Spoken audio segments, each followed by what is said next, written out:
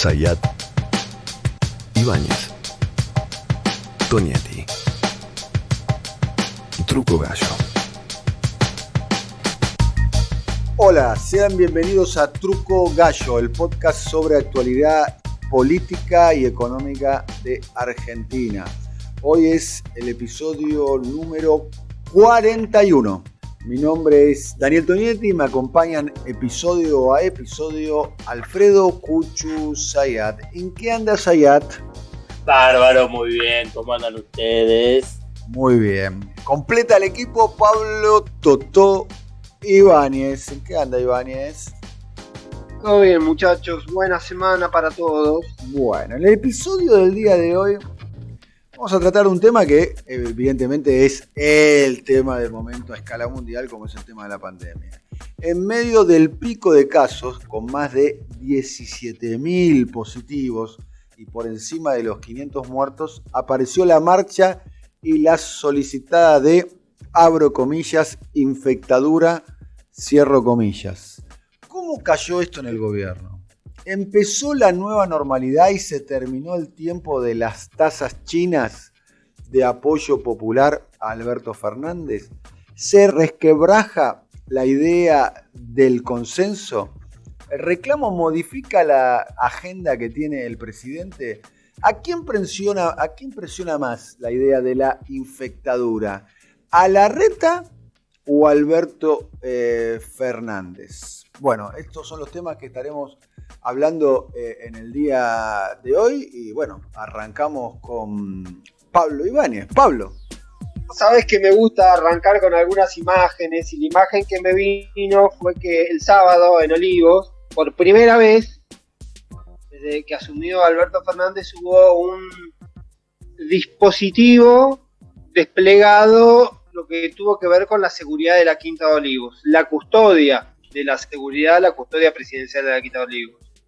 Una advertencia a la Casa Militar para estar atentos. Se sabía naturalmente que había una especie de alerta interna, una alerta amarillo, que no pasó a mayores, pero mostró por primera vez una señal en ese frente. ¿Cuál fue el motivo? Lo mencionabas vos en la introducción, la marcha de los anticuarentena, que estaba atada también a esta solicitada que se había conocido unas horas antes de los 300 firmantes de esto que se llamó, para mí en un hallazgo bastante interesante desde el punto de vista publicitario, la infectadura.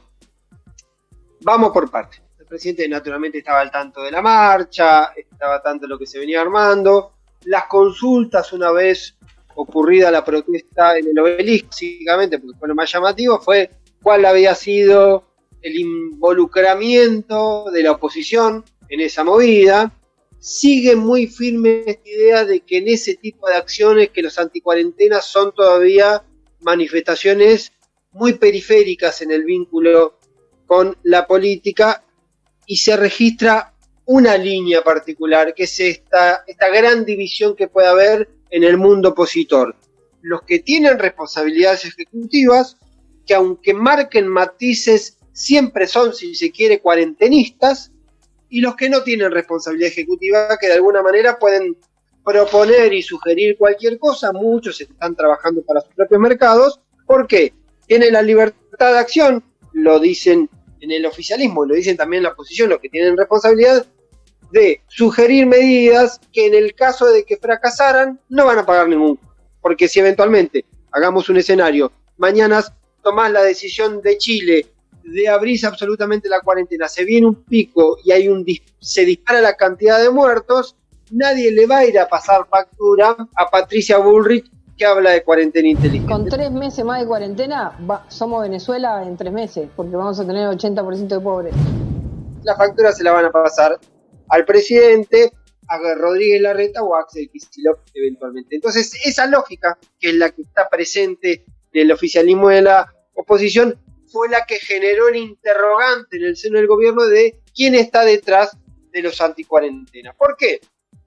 Porque a priori parece una conformación bastante atípica, insólita, antivacunas. Hay anarquistas, hay antisistema, hay libertarios, hay incluso algún que otro célibe que se fue a quejar de que hacía 80 días que no la ponía. La vacuna es un genocidio. Hace 3 años que estudio medicina, me di cuenta que realmente usar tapabocas es algo que es perjudicial para la salud. Ya está científicamente comprobado de que el barbijo hace daño y está en YouTube.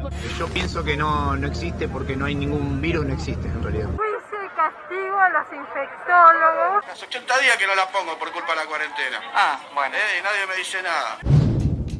Hay una historia donde parece mezclarse una manifestación bastante heterogénea y sin una lógica de mandato y conducción similar a lo que decía Daniel en el caso anterior, aunque de otro calibre naturalmente, a lo que puede haber ocurrido con las protestas en Estados Unidos. Sí, hay que anotar un detalle. El viernes Horacio Rodríguez Larreta hizo un Zoom con varios alcaldes de otros países importantes del mundo, habló entre ellos con José Martínez Almeida, el alcalde de Madrid, que es del Partido Popular y que está muy peleado con Pedro Sánchez. Larreta en esa charla y después en declaraciones públicas habló elogiosamente de la relación que habían logrado con Alberto Fernández en este sentido. Tuvo que ver o pareció mandar un mensaje en esa historia que hemos abordado en otro momento, que hay una empatía y un beneficio mutuo de Fernández y Rodríguez Larreta de mostrarse juntos respecto a la cuarentena. Son decisiones compartidas, más allá de los matices, terminan alineándose en un mismo momento. Y hay un beneficio cruzado, que por eso la pregunta con la que arrancábamos, cuando se empieza a manifestar el movimiento anticuarentena, cuando aparece el tono de la infectadura, ¿a quién afecta más? ¿Le pega más a Fernández? ¿Le pega más a Larreta? Uno puede leer que es el mercado, sobre todo en la ciudad de Buenos Aires, el mercado histórico del PRO. Es el mercado, es un votante, unos sectores que cuando la pandemia empezó a reconfigurarse respecto a los sectores sociales a los que afectaba, empieza a consolidarse cada vez más. En un post anterior hablamos de esta idea de la estigmatización, cómo hubo un corrimiento antes la cuarentena, el coronavirus parecía, siendo brutal en las definiciones, una enfermedad de chetos, porque eran los que habían viajado al exterior, en los sectores más pudientes del Gran Buenos Aires y de la capital, y después empezó a migrar y convertirse en un problema de los sectores populares y de las villas. Ese proceso también fue alimentando este criterio de cómo empezó a manifestarse de otra manera los sectores anticuarentena. Ahora, sí hay una cuestión para tener en cuenta, y ahí voy a cómo impactó en el gobierno y cómo pone de alguna manera estas manifestaciones, más allá de que sean sectoriales, que sea un popurrí de interpretaciones y de sectores, sí lo que viene leyendo la Casa Rosada, lo que viene leyendo Olivos, es esta historia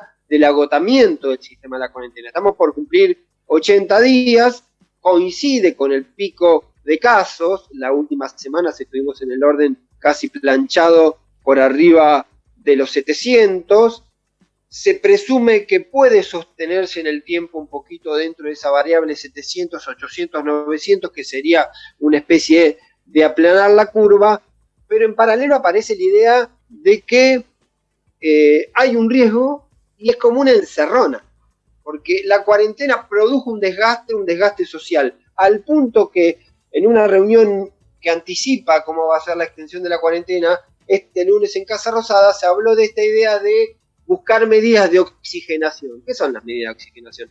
Buscar medidas para que la familia, para que la gente que por ahí económicamente se puede quedar en la casa y la que la está pasando muy mal en términos económicos, encuentre de alguna manera o pueda empezar a imaginar el día después. Medidas de oxigenación podría ser alguna acción que tenga que ver con volver muy moderadamente a salidas recreativas, facilitar algunas medidas que tengan que ver con el comercio, un menú de opciones que está bajo análisis y que posiblemente por ahora esté pisado porque estamos y el gobierno está esperando cómo se va a comportar la curva de casos. ¿Y por qué lo vinculo a esto? Porque el fin de semana, entre el domingo y el lunes, yo escuché dos frases muy preocupantes en el corazón del gobierno. Dos funcionarios, los dos muy involucrados con Olivos, muy cercanos ahí. Uno me dijo lo siguiente, voy a ser textual porque la anoté. Dijo, Argentina todavía no está exenta de las fosas comunes respecto al COVID-19. Y otro me dijo, acá algunos creen que lo peor ya pasó, pero todavía podemos tener 100 muertos por día. Esta situación es la que marca la encerrona, vuelvo a la idea de la cuarentena que viene, que la cuarentena que viene va a ser por 15 días, pero también va a ser por 30 días, de alguna manera, en la medida que no haya una baja brusca, que difícilmente ocurra porque coincide con lo temporal, coincide con que se viene el invierno y todo ese fenómeno. Entonces esta encerrona entre el fantasma acechando más fuerte que nunca, con indicadores y riesgos reales, y este nivel de saturación. Una línea final para completar esto, Alberto Fernández también tratando de dejar de ser el presidente sanitarista, casi el presidente paternalista en esto de pedir que se queden en la casa, y tratando de recuperar como se pueda, los ponchazos y demás, está la agenda de la prepandemia y volver a hablar un poco de economía y de producción. Lo decíamos en una edición anterior, ya hizo 2 visitas al interior del país, primero estuvo en Tucumán y Santiago, la semana pasada estuvo en Formosa y Misiones, y esta semana tiene previsto estar en Neuquén y La Pampa. Tiene que ver con esta idea de volver a ser el presidente federal, pero también da la impresión que quiere mostrar también que hay un día después para el área metropolitana, porque casi todas las provincias que viene visitando en lo que tiene que ver con pandemia están en fase 3 o casi en fase 4.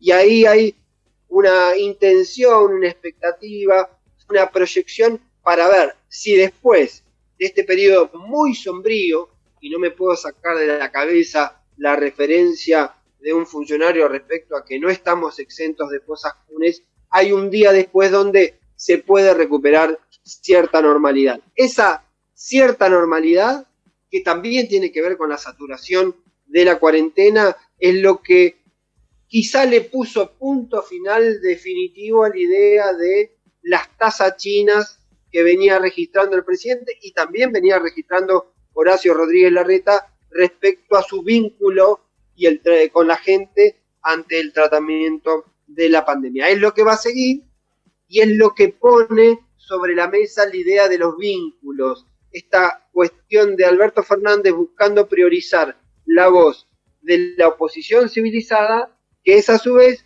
la que tiene el compromiso y la responsabilidad de accionar sobre la pandemia, la que sería eventualmente las responsables de una crisis que no le afecta ni a los libertarios, que no tienen responsabilidades, ni a la oposición, un poco más silvestre, que no pagaría el costo de tomar decisiones equivocadas respecto a la pandemia.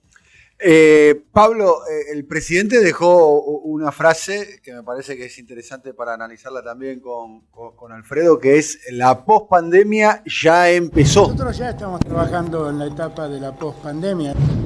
Pensando que en algún momento, como está sucediendo en Italia, como está sucediendo en Francia, como está sucediendo en España, ya se está flexibilizando la cuarentena, están entrando en una fase de mayor circulación, está volviendo el turismo, la gastronomía, en algunos casos también está volviendo a algunos niveles iniciales o algunos niveles educativos, preparándose para ese escenario. Lo que vos relatás es cierto, por un lado, las tasas chinas de aceptación de Rodríguez Larreta, de Alberto Fernández y de Axel Kicillof, que también tiene niveles de aceptación muy pero muy altos en la provincia de Buenos Aires, no tan altos como Alberto, no tan altos como los de Rodríguez Larreta, pero sí en niveles de aceptación alto. Lo que está bajando también es la tasa china de aceptación de la pandemia y está subiendo. Se conoció hace poco un estudio de opinión pública de la Universidad de La Matanza en toda la zona del AMBA, del Capital y el Gran Buenos Aires, que la preocupación sobre la situación económica se multiplicó por 7 Claro. en esa zona desde el primer tramo de la primera cuarentena. Estamos hablando del 20 de marzo de este año hasta la semana pasada cuando se terminó esa encuesta. O sea, la preocupación económica está de alguna manera creciendo y yo me imagino este debate que es muy contemporáneo, que se ve en el mundo, entre la política sanitaria y la política económica, o salud o economía, salud y economía, son dos paralelas que en algunos momentos se van a cruzar, las paralelas, digamos, en el sentido que van paralelamente. La situación del crecimiento de los casos, el aumento de las víctimas, y por otro lado las consecuencias económicas que van a perdurar. Les digo algo, alguien que está en la línea de una parte constitutiva muy, muy, muy, muy importante del Frente de Todos, me dijo, de acá a fin de año en la Argentina probablemente se terminen perdiendo en total 600.000 empleos y la caída del Producto Bruto Interno de la Argentina estará entre el 10 y el 12%. No es el 7% como sostienen públicamente los funcionarios, sino estará ahí. O sea, estamos hablando de una situación desde el punto de vista económico bastante dramática y todavía, como a vos bien te anticiparon los funcionarios, pareciera ser que la situación sanitaria, la situación más problemática está por venir. Me gustaría que repitas esas dos frases que te dijeron. No, que a mí me quedó repicando esta idea de las fosas comunes, de que Argentina no está exenta de las fosas comunes, y otro me dijo que aunque todos consideran que lo peor ya pasó, todavía en la Argentina puede haber 100 muertos por día. Digo que también se vincula con esta dualidad. La urgencia de la economía está identificada desde el principio. Veíamos el otro día datos de 240.000 empresas con ATP, 2,5 millones de sueldos complementarios, los 9 millones del IFE que se van a continuar más adelante. Ya hablaremos otra vez de la idea del IFE residual que seguramente va a seguir para adelante. Evidentemente ese fenómeno, naturalmente, y Alfredo es más exacto con esos puntos, es imposible que el Estado tome absolutamente la responsabilidad o el rol para mantener una economía activa si el resto de la actividad no funciona. Ahora, lo que es insólito pensar es que hay un día después donde vos abrís los comercios y la gente va a ir desesperada a comprarse zapatos. Eso no va a ocurrir, digamos. Evidentemente, la pospandemia empezó porque está esta dualidad país, de que hay lugares el otro día había un informe también del gobierno que hacía el repaso de los trabajadores de la administración privada, del sector privado, que hay provincias, Neuquén, San Juan, Tucumán, tienen 90 o más del 90% de los sectores privados volvieron a trabajar. El sector público todavía no, o porcentaje mucho más chico, 30, 40, 50. Entonces, ese era un comentario que yo quería mencionar, y que hay un informe muy interesante que preparó Emanuel Álvarez Agis, que fue viceministro de Economía de Axel Kicillof en el gobierno de Cristina Fernández de Kirchner, y hoy es un consultor de empresas y de bancos, y que también, no sé ahora, pero le acercaba ideas a Alberto Fernández. Ese informe marca dos cosas. Primero, que la cuarentena argentina no es la más larga del mundo, y lo segundo es que hay diferentes cuarentenas en Argentina, y donde más lo tenés concentrado es en el AMBA.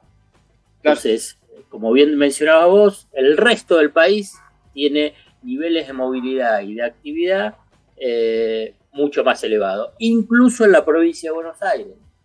Entonces, la provincia de Buenos Aires está en el conurbano. Y entonces ahí quiero saltar a un segundo punto de lo que vos estabas mencionando, vinculado al tema Alberto Fernández, Rodríguez Larreta. Y yo creo que ahí hay una cuestión política indudable, y que yo creo que la protección mediática que tiene la gestión de Rodríguez Larreta, tanto por tema económico, por la pauta publicitaria que distribuye alegremente el gobierno de la Ciudad de Buenos Aires, como la identificación política que existe, porque es un, si querés, no sé, de centro, centro-derecha, derecha, podés ponerle cualquiera de esas definiciones, vos te encontrás que en el AMBA, donde vos está concentrado el tema de los contagios y la muerte, ¿dónde tenés más? ¿En Capital o en el conurbano? En Capital. ¿Dónde tenés más población? En el conurbano. Entonces, claramente hay una deficiencia de la política sanitaria del gobierno de la Ciudad de Buenos Aires, que está encubierto y ocultado en el análisis que se realiza. Porque apunta, por eso te estoy mencionando ese capítulo político, entonces se apunta al gobierno nacional. Y entonces, claro, el tema de la cuarentena, hay una responsabilidad y hay una decisión política a nivel nacional, pero después el tema de cómo se invirtió en la política de salud en un gobierno del PRO que ya va a cumplir, a ver si no me equivoco, son 16 años con este... desde el 2017, desde el 2007. O sea, ya lleva 12 años una política vinculada al tema de salud, de la inversión o la desinversión que hubo vinculado con el tema de la salud. E incluso, vos fíjate que casi no hay cobertura respecto a qué es lo que dicen los cuerpos médicos vinculados en los hospitales donde tiene responsabilidad el gobierno de la Ciudad de Buenos Aires, donde hubo una carencia vinculada con los insumos de protección vinculado a la COVID-19. Y esto te lo digo, ¿sabes qué? Porque tengo un jefe de servicio que es íntimo amigo mío. Esto lo digo a nivel de si quieres saber por el tema de fuentes. Bueno, entonces hay una responsabilidad, digamos, política central vinculado a la evolución de la pandemia en Argentina en el gobierno de la Ciudad de Buenos Aires. Y que vos fíjate, solamente para cerrar, digamos, cómo es el tratamiento vinculado con lo que pasó en Villa Azul y Villa Itatí con respecto a lo que fue en la Villa de Retiro y en las villas de Capital Federal, donde tenés más contagio y más muertes. Lo pongo en número lo que acabas de decir. Alfredo, cuando asumió Mauricio Macri en el año 2007, la inversión en salud representaba 23 de cada 100 pesos del presupuesto. Hoy representan 15,5 de cada 100 pesos del presupuesto. Estamos hablando de un recorte de un cuarto del presupuesto en salud en los 13 años de gobierno en perspectiva, ¿no? Claramente, de que asumió Macri, sus 2 mandatos y, el mandato de Rodríguez Larreta y este tramo que está ocupando ahora. Te cierro, Daniel, con un dato porque lo mencionó Alfredo y me parece para completarlo. En la reunión que hubo el lunes en Casa Rosada, que fueron los jefes de gabinete, ministros y demás, el dato era justamente eso. La ciudad de Buenos Aires tiene 3 millones de habitantes y viene teniendo aproximadamente 400 casos diarios. El Gran Buenos Aires tiene 9, 10 millones de habitantes y tiene 200 casos diarios. Digamos, la proporción es muy distinta. Y un fenómeno más. A pesar de que estadísticamente la ciudad está más complicada, más allá de que hay matices entre zona sur y zona norte, zona sur y zona oeste en el Gran Buenos Aires, está más complicado zona sur, también hay algunos datos llamativos. Por ejemplo, en Ciudad de Buenos Aires no están exceptuadas todavía las industrias. La semana pasada Martín Guzmán fue con Santiago Cafiero a una planta en Villa Lugano, que es de una empresa, de una marca de zapatos, Viamo, y no estaba funcionando, y los empresarios le decían: los locales nuestros del otro lado de la General Paz están activos y acá no, todavía no autorizaron. Es decir, esa contradicción que se la marcaron un poco al gobierno de Larreta, mientras hay cierta iniciativa con el tema de los comercios, que numéricamente, creo que lo hablamos en algún momento, el riesgo de abrir comercios es mucho mayor que el de abrir industrias. ¿Por qué? Porque si vos abrís una industria, vos sabés que en la industria trabajan 10 trabajadores, 50 o 200. Las más grandes tienen que disponer los mecanismos para el traslado. Las más chicas lo pueden hacer, pero el número que vos sacás a la calle, sabés cuánta cantidad de gente sacás a la calle. Con el comercio no. Sabés eventualmente cuántos empleados podés sacar a la calle, pero no sabés cuántos clientes va a movilizar ese fenómeno. Por lo tanto, la incertidumbre con la apertura de los comercios es mayor que con la apertura de la industria. Quería sumar esos datos. Sí. Terminamos un nuevo capítulo de Truco Gallo. Muchas gracias, Alfred. Hasta la próxima. Dale, un abrazo inmenso para todos. Un saludo muy grande para Totó Ibáñez. Saludos, señores. Seguimos. Juan Lichit en la coordinación. Silvio Soler estuvo en la operación técnica. Muchas gracias a Juan. Muchas gracias a Silvio. La producción comercial, Pablo López. En la realización, Simón Villarrubia. Y la gráfica la hace Brasil Comunicación. Estamos hablando de Andrés Roth. Hasta el próximo episodio. ¡Chao! Movistar Play te invita a los primeros 3 meses de Amazon Prime Video para que veas las mejores series y películas. Entrá a movistar.com.ar/play y actívalo. Los que somos Movistar, tenemos más. Movistar. Promoción válida del 1 del 5 del 2020 al 31 del 5 del 2020. Más información en movistar.com.ar/legales/Movistar Play.